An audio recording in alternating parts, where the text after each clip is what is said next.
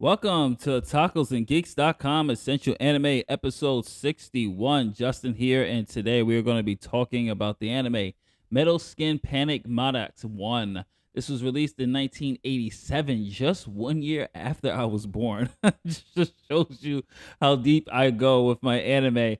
And this was a OVA, and for the younger audience or people who are new to anime or didn't grow up in anime when I grew up watching anime back in the days of, for you old heads out there, the days of the VHS. Remember the VHS? I mean, I talked a little bit about this on the hour of the podcast of in the Origins episode, how me and Ashley got into anime, and for me was going to Chinatown and or going to Blockbuster or going to the bootleg guy and getting these tapes because anime was so hard to find in New York at the time.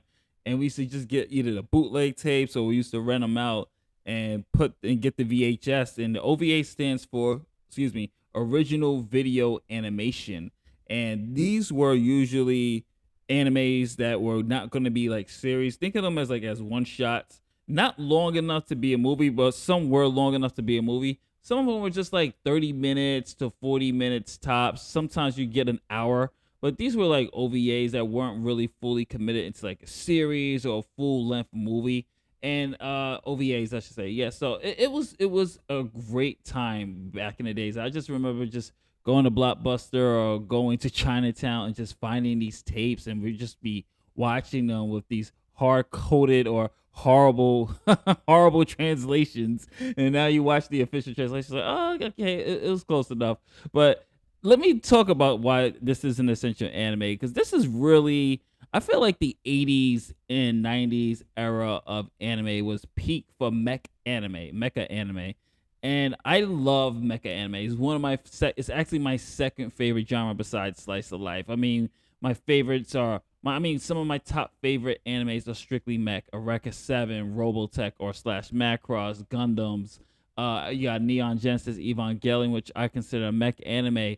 There's MD Guys. There's so much of the robots and the technology. I love that. And just because the animation and the action is so strong. And that's what Metal Skin Panic Mod X1 brings to this as well.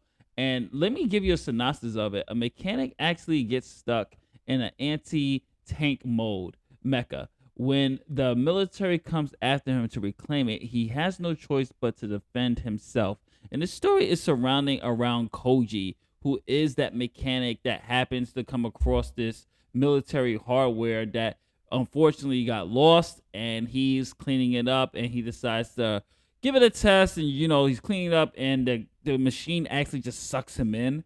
And of course, I'm not going to spoil anything or go too deep into the plot, but he gets sucked into this machine, and now he's unable to control it. So the whole military now is looking for their hardware, and they're going to bring him down and get this hardware back by any means necessary. And for the 40 minutes, it has a lot of action in here, which is good. It's really good because even in the 40 minutes, they do enough characterization. Not great characterization, but it's enough characterization for you to understand who your villain is, which is Kilgore, who is just this guy he's a military personnel. He's a lieutenant, and he was failing. He failed against Madox during a kind of a test show off for the military, and he didn't take that loss very well. He didn't take that L very well. And now he's just hell bent on destroying this machine that kind of embarrassed him. So he has this ego vendetta against the machine and the horror itself, because he feels that he should be the one that the military just do his accolades and everything else. He should be the one that the military is going for, not this machine, not this new hardware. He should be enough. And I like that dynamic because we have a villain with actual motive of why he's doing what he's doing. It might be one note, it might be generic, and yes, it is for the particular time that we was in. I mean, most of the 80s anime villains usually just had some one note motive, but this one was for me just like it was understandable. And he didn't like the idea of kind of being replaced. And on the flip side, we have our protagonist, the mechanic Koji here. He's going through something as well, which is he's having some type of relationship drama. And the girlfriend that he's with, she's moving and she wants to meet him at a certain time. So now he's scrambling to get to this building because he doesn't want to lose his girl.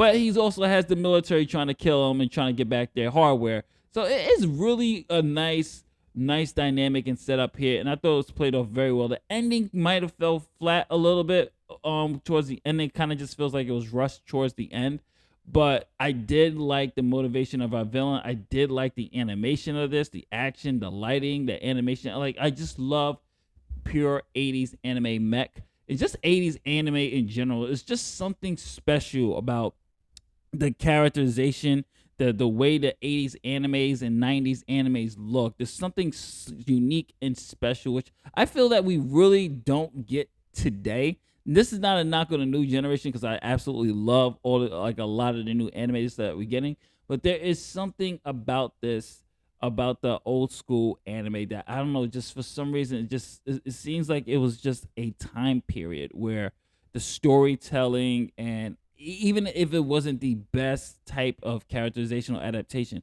it was handled with so much care. It wasn't really paint by the numbers. And this one I really did enjoy. I thought it had really good action.